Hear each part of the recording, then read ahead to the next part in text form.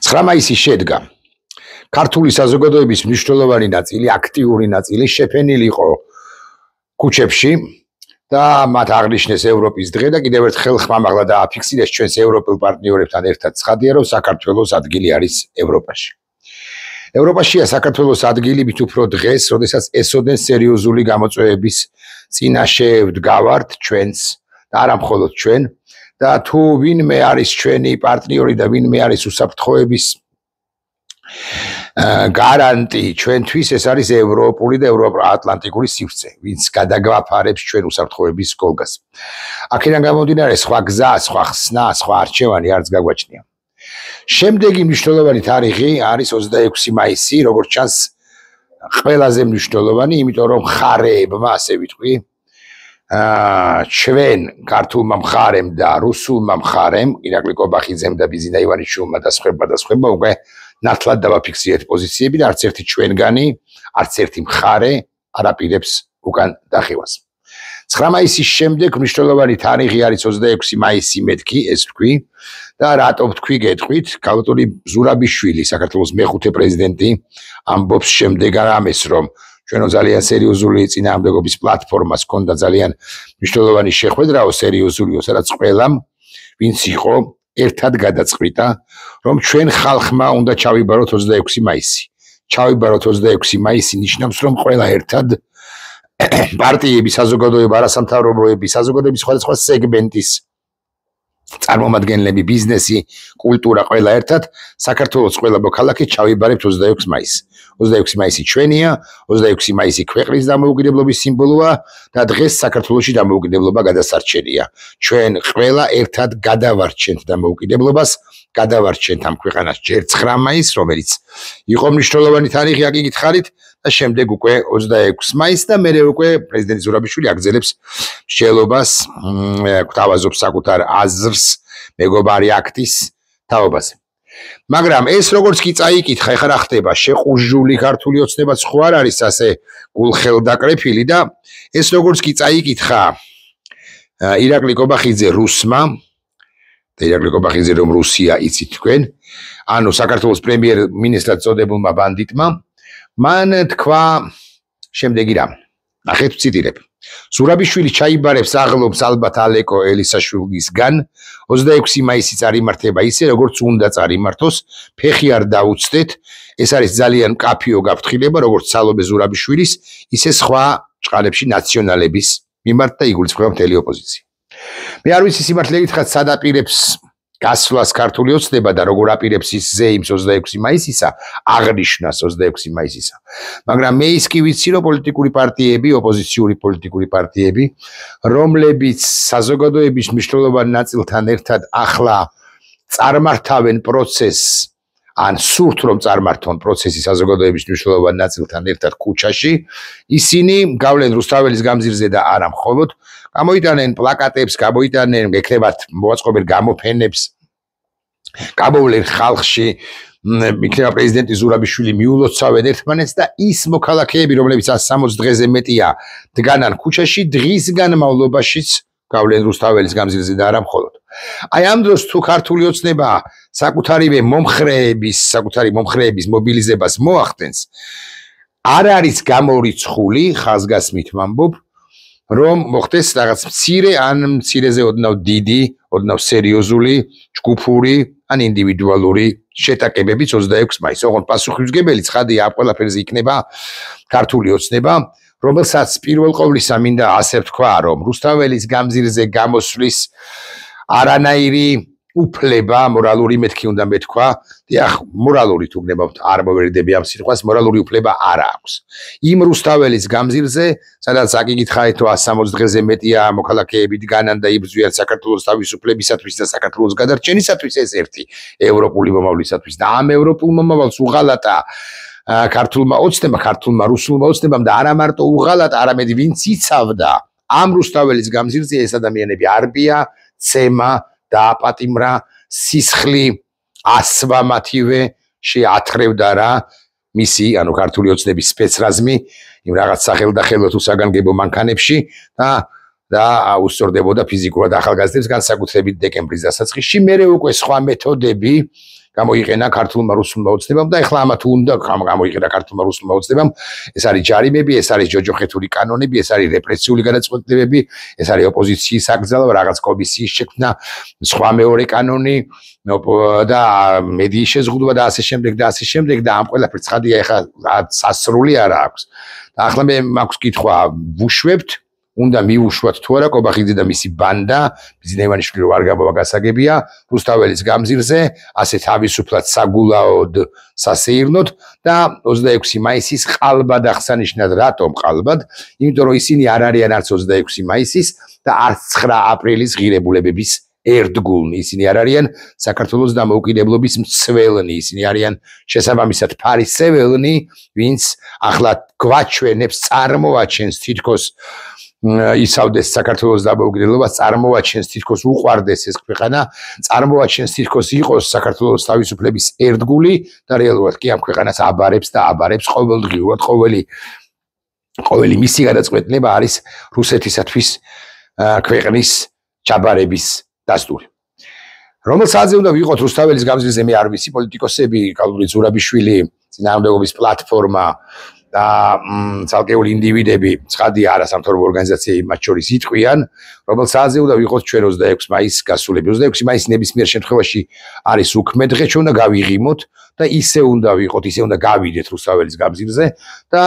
რაიონებში ვინც არის იმ ქალაქების ზუგდიდის, ბათუმის, ქუთაისის, თელავის თუ სხვა ქალაქების, გორის, ხო, ცენტრალურ გამზირებზე და იქ ალბათ ძალიან რთული იქნება, რომ ხელისუფლებად წოდებულ ბანდას წაართვა ინიციატივა, მაგრამ აი დედაქალაქში კი ისე უნდა მოხდეს, რომ ინიციატივა წაართვა ჯგუფს, რომელიც საქართველოს დამოუკიდებლობას არ ემსახურება. რომელ საათზე გავალთ მეთქი მე, უნდა გავიდეთ მეთქი ამასთან დაკავშირებით არც ინფორმაციას ფლობ და ვერც გეტყვით, შესაბამისად ვერ გეტყვით, როგორც კი მეცოდინება მექნება ცნობა ამის თაობაზე, ბუნებრივია მოგახსენებთ ჩემს აზრს. ახლა განვაგრძოთ მსჯელობა სწორედ დამოუკიდებლობის დაცვის გარდაუვალობაზე და აუცილებლობაზე. საქმე რაშია? აქ რაღაც ყურიდან მოთრეული სიტყვები კი არ არის ეს, რომ ჩვენ რაღაც გავართ სახელმწიფოებრიობის გაუქმების საფრთხის წინაშე. საფრთხეა საქართველოს სახელმწიფოებრიობის გაუქმებისა. საქმე ის არის, რომ რუსეთი იცით ეს ჯოჯოხეთური სახელმწიფო უტევს და უტევს უკრაინას. ცხადია, ჩვენ ყველანი ვამტკიცებთ და საფუძვლიანადაც ვამტკიცებთ იმას, რომ რუსეთი ამ ჯოჯოხეთურ ომში უკრაინის წინააღმდეგ დამარცხდება. თუმცა ბოლო არ უშავს ამ ომს. დამარცხდება მეთქი მეც რო ვამბობ და ოპტიმისტად რო გეჩვენებით, ხო, გულისხმობ რომ დამარცხდება 25-ში, 26-ში, 27-ში, მაგრამ ბოლო რო არ უშავს და რომ არ ასრულებს ომს რუსეთი, ეს ფაქტია. იმ შემთხვევაშიც კი რუსეთი თუ დამარცხდება, მისი სრული განადგურება ჩემ და სამწუხაროდ და ჩვენ და სამწუხაროდ ალბათ არ მოხდება. დიახ, კი კაპიტულაცია უნდა გამოაცხადოს რუსეთმა, კი ომის დასრულების ერთადერთი სწორი ვარიანტი იქნებოდა,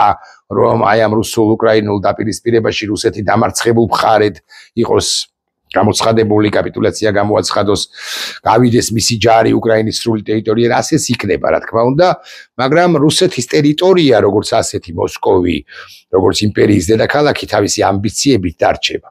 და მას ბუნებრივია გარკვეული პერიოდის შემდეგ, თუნდაც დასუსტებულს დამარცხების შემდეგ, ხო, ექნება საკუთარი გავლენების გაფართოების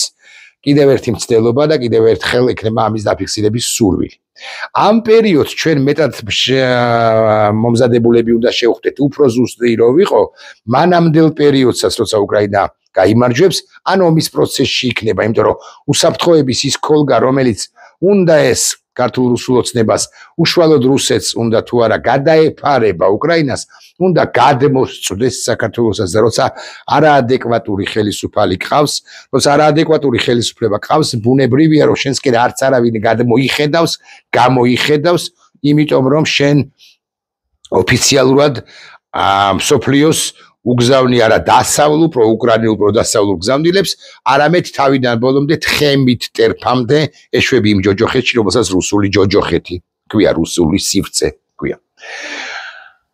რუსეთმა ვერ გაიმარჯვებს მეთქი გითხარით და ასეც არის, მაგრამ ემანდ რომ წარმოვიდგინოთ, რომ რუსეთი იმარჯვებს, ბუნებრივია ჩის გადმოგწვდება ჩვენც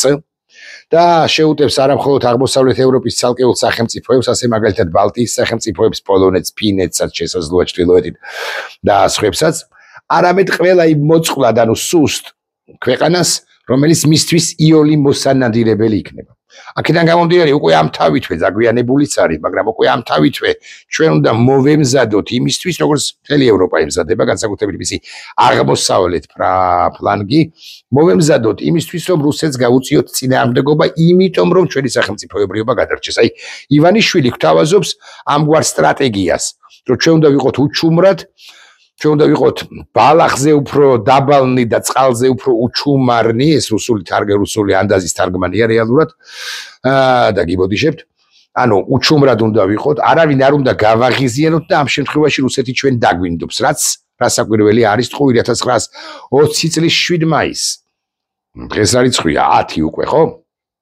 ანუ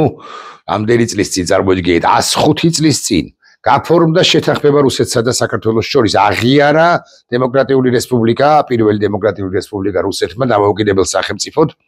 და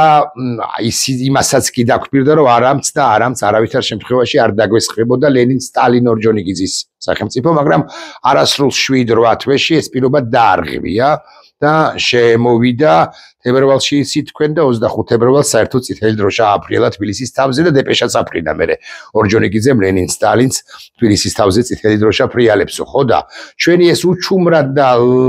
ბილტკბილად ყოფნა რუსეთთან არის მისთვის იმის სიგნალი, რომ რაც არ უნდა გავაკეთოთ, ჩვენ ასაკვირველი არაფერს არ დაგვითბობს, ანუ არაფერს არ დაგვიბრუნებს აფხაზეთის ცხინვალის რეგიონს და ის ყველაფერს გააკეთებს, რომ თბილისში დასვას მისი წარმომადგენლები, ბიზინა მისი წარმომადგენელია ასაკვირველია, მაგრამ ბიზინაზე უფრო სერიოზული, აი ბიზინა კიდევ რაღაცაში, ბიზინას შეიძლება კიდევ რაღაცაში არ ენდობოდეს და აი აქ პირდაპირ რუსულ გვარიანი პირებიც კი შეიძლება დასვას, რომლებიც მიიღებენ გადაწყვეტილებას მაგალითად იმის თაობაზე, რომ SVO-ро გრძელდება რუსეთის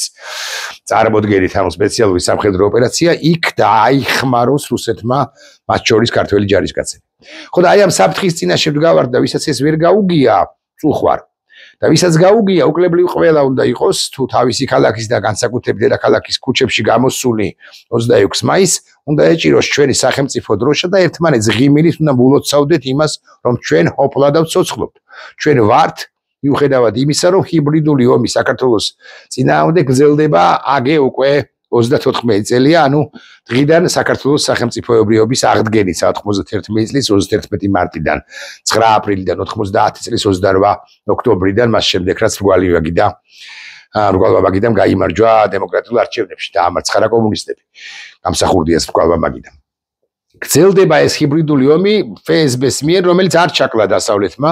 90-იანი წლების დასაწყისში, სამწუხაროდ ახლა ნანობენ ამას, მაგრამ ახლა უკვე გვიანია სინანული. ახლა ლაპარაკი უნდა იყოს უფრო იმაზე, როგორი უნდა იყოს მომავალი სტრატეგია დასავლეთისა, რუსეთის მოძლიერებული, მოფერიანებული, პოსტ-ელცინისეული პუტინის რუსეთის წინააღმდეგ, რომელიც იცით თქვენ რომ 2008 წლიდან გავეშდა, 2014 წლიდან გადავეშდა, ხოლო 2022 წლიდან საერთოდ გადაფსიხ და ანუ სრულიად არაადეკვატურია. და არაადეკვატური რო არის, ამის ნათელი დასტურია უკრაინა და არა მხოლოდ უკრაინა, არამედ ისიც, რომ ჩვენ აი ეს არსებულ ხელისუფლებასაც კი, რომელთანაც კურკურებს და რომელთანაც ესეთი რბილი სექსი აქვს, ამ ყველაფრის მიუხედავად მასაც კი რაღაც უტაცებს მაგალითად მოქალაქეებს ცხინვალის რეგიონში, აგრძელებს ბორდერიზაციას და ასე შემდეგ და ასე შემდეგ. რუსეთი ყველას მტერია, უკლებლივ ყველასი, ბიზინა ივანიშვილით დაავადებულებს, გამობიძინებულებს ეს რომ ვერ გაუგიათ, ანუ მათ, ვინც არ არის FSB-სთან პირდაპირ კავშირზე, მაგრამ ბიზინა კი რატომღაც უყვარს ევასება, ეს მხოლოდ და მხოლოდ მათი ინტელექტის პრობლემაა და არა ჩვენი. ვუბრუნდები 26 მაისის თემას და ხა ესე უნდა თქვა ვინ ვის ამას ვნახავთ. მაგრამ მე მაინც არ გონია უფრო ზუსტი რო იყო, ყველაზე კარგი გამოსავალი ქართული რუსული ოცნებისათვის იქნება აი აღდგომა დღეს რა გააკეთეს, სხვაგან რო წავიდნენ ფორსტების სამების დიდ საკათედრო ტაძარში და დაღვრებილი სახეებით რომ ეჭირათ სანთლები თითქოს დიდი ქრისტიანები იყვნენ თუ ყოფილიყვნენ, ხო ასევე ისინი განერიდონ უნდა რუსთაველის გამზირს თუ არ უნდათ რომ შეტაკებები მოხდეს და თუ ისინი მოვლენ რასაკვირველია საკუთარ ბანდიტებთან ერთად საკუთარ ტიტუშკებთან ერთად საკუთარ ხარებებთან და სხვებთან ერთად და წამოვლენ შეგნებულ პროვოკაციებზე მაგრამ საქართველოს სახელმწიფოებრიობას ჩვენ არ თმობთ და ამგვარ დღეებს განსაკუთრებული ხალისით განსაკუთრებული შემართებით ხვდებით ერთმანეთს ვილოცავთ თქვენს მოგილოცავთ თუ გნებავთ ქართული ოცნების წარმომადგენლები უბრალოდ წინარ შემოგვეფეთოთ ამას კი გირჩევთ იმიტომ კი არა რომ ჩვენ უფრო კუნთმაგარები ვართ შესაძლოა არც ვართ უფრო კუნთმაგარები უბრალოდ როდესაც შემოგვეფეთებით თუ შემოგვეფეთებით უმრავლესობა თქვენგანს ჩვენ ალბათ მოგახლით იმ წარე სიმართლეს რომელიც ასე ჟღერს ასეთია ეს მარტივი წინადადება თქვენ ხართ რუსები და თქვენ არ გაქვთ უფლება აღნიშნოთ საქართველოს სახელმწიფოებრიობი და სახელმწიფოებრივი დამოუკიდებლობის აღდგენის დღე 26 მაისი საქართველოს დამოუკიდებლობის დღის აღნიშვნის უფლება არ გაქვთ იმიტომ თქვენ უღალატეთ საქართველოს დამფუძნებელ მამებს თქვენ უღალატეთ პირველი რესპუბლიკის იდეალებს თქვენ უღალატეთ 91 წელს დაფუძნებული რესპუბლიკის იდეალებს თქვენ უღალატეთ საქართველოს დამოუკიდებლობას და ამის ნათელი დასტურია უკლებლივ ყველაფერი ყველა წერტილი ყველა მძიმე ყველა წერტილმძიმე მრავალწერტილი თუ ძახილის ნიშანი რომელიც გაქვთ თქვენ ბოლო 12 წელიწადია და განსაკუთრებით ბოლო 3-4 წელიწადია ნახვამდის